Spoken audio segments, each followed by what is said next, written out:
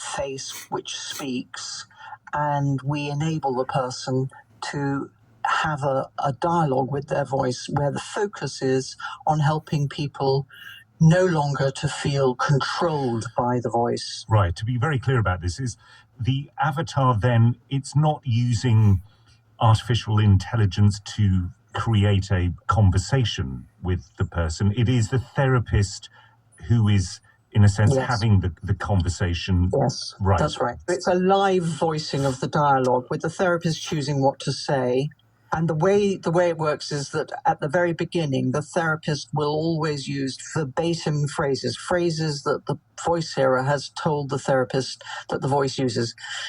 They have often not explained to anybody what the voice is because the content scams is like having a puppet pulling strings on people's bodies from above the clouds, snapping their necks, pulling them.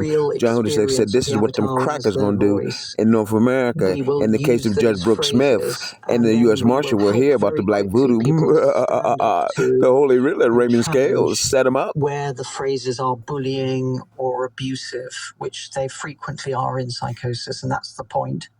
What I wonder, though, is whether, in a sense, to come up with this idea and to test it has been a bit of a risk, obviously a calculated risk, because I guess part of you must have been thinking, are we risking Pittsburgh, PA, November 1st, conversation that was due November 1st, 1974 to 2024, that Amy Rod knew all about before the government pulled the scam on him in 1989, forging the indictment saying he was Charles Brown from New York City. Ain't that a po-diddy pity? As real, shitty, omnipresent in the person's life.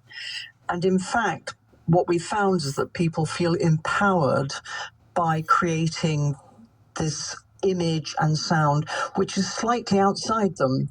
They often report feeling that this has given them more power over a thing which actually they are experiencing day by day in their head.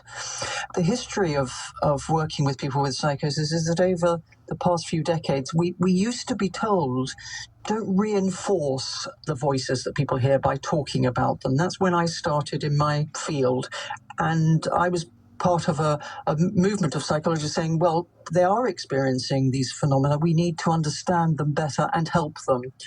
And what we found this is a scam where they have with NASA, NSA, and the U.S. government and federal agents. John Hudisek said they think they're an avatar of the Asian god. Ha ha ha ha ha.